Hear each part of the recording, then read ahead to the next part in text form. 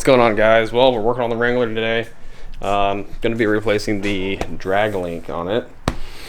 Let's see if I can show you what it sounds like when they go bad first. Yeah, I'm going to be replacing it with some Moog parts. Alright, so bad drag link. Got the car running. If you think you have one, or if you kind of want to check it, what you can do is just grab your steering wheel. If you move it back and forth like this, you can kind of hear something. It feels something in the steering wheel kind of make a knocking noise. So if you hear something like that, it doesn't necessarily mean that you have a bad drag link, but you have something that's probably worn out. In my case, it's the drag link going underneath the car. Hopefully you can hear.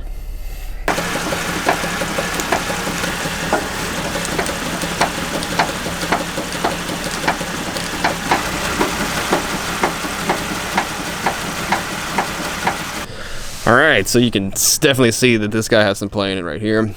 And on this side over here, where the pitman arm is, there's a little bit of play in this side here.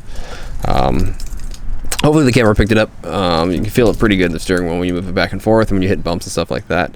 That's not saying that something else isn't worn out also, but right now I know this bar right here is definitely worn out.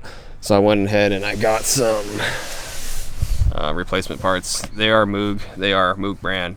They are Moog quality, but they were inexpensive, so we're gonna give that a try today. I did not buy the sleeve. Let's see here. So I'm gonna be reusing the sleeve. All right, and if you don't know, this bar is basically what adjusts your steering wheel as far as it being straight going down the road. Okay, or it's part of the suspension that does that. When I go take the sleeve off and put on the new one, the steering wheel is gonna be super crooked. So I'm gonna do this without lifting the car up and try to get the new stuff adjusted as close as this one is, so I don't have to do too much alignment straightening, I guess you can say, or steering wheel straightening when I'm done with it. And yeah, so I went with some Moog parts. I typically don't buy or try to stay away from Moog, but went ahead with it this time because the price was right. They basically come with Zerg fittings, Newcastle nut, there's a cotter pin in there. It came with everything.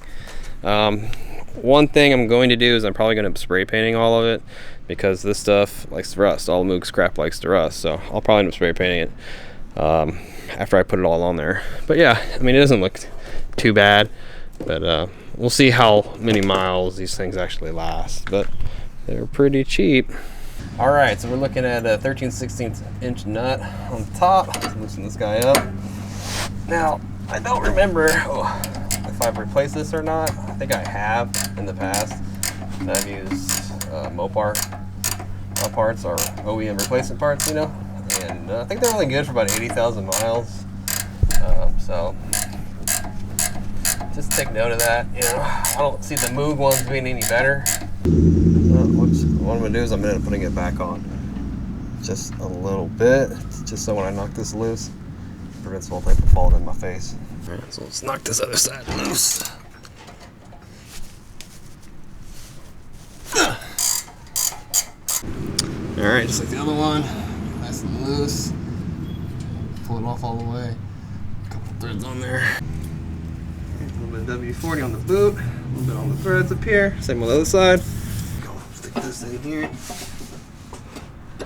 This guy's brand new. I had to buy one of these because I left my other one at work. So now just smack it with a hammer a bunch of times.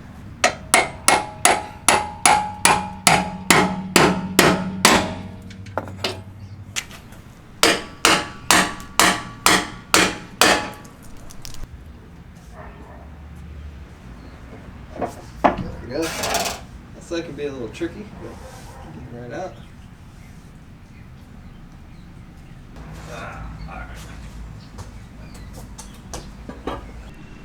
And what I'm going to do is twist this guy off and count the turns and put the new one on. Same amount of turns. Simple. 1,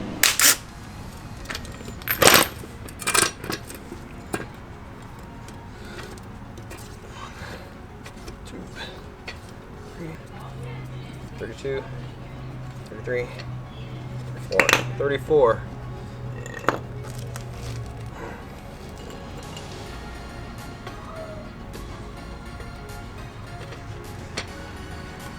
One, 2, 33, and 34. Okay, 34 right there.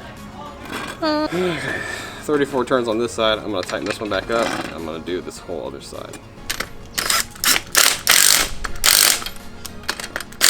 This side is actually reverse thread, okay? So, to take this side off, we're actually gonna screw this side in. We're gonna go clockwise. So, 1, 2, 36. Oh, 36. It's gonna be 30.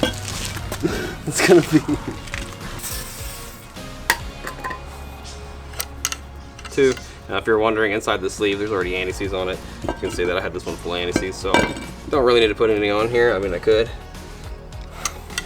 3, 4. Ah, okay. So the links are probably gonna be different because it's all cast different and everything. So I'm gonna leave this adjuster loose. It doesn't really matter. Just slap this guy back in. So again, this guy can be a little tricky, but not too bad. All right. Get past that guy.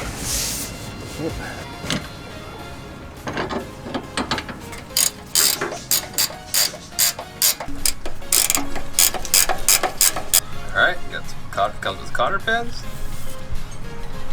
So when you go to tighten up these castle nuts, just try to do it where it's torque to spec, whatever the heck that is, and then you can see the hole there. Have it facing towards you. Makes it the easiest. Bam, there you go. Alright, so the new track bar is in. I'm gonna go ahead and loosen this guy up here, go on a test drive down the street real quick, and see how off the steering wheel it is, and adjust it on the fly. This is gonna straighten my steering wheel up. And when I get back, I'm gonna go ahead and hit the Zergs with some grease, fill these boots up. Now the ball joints are already pre-greased, but there's no grease in these boots here, so you're gonna need to shoot some in here. On this side here, it might have been smart to do it before you installed it, or change the Zerg fitting to a angled one, because it's kind of hard to get to now. But I got an adapter that'll fit on there. Alright, so steering wheel's not straight, as you can see. It's a pretty simple fix. All we're going to do is just stop real quick. You kind of want to do this somewhere where you're not going to get run over. Alright. And put this guy in park. Grab your 15 mil.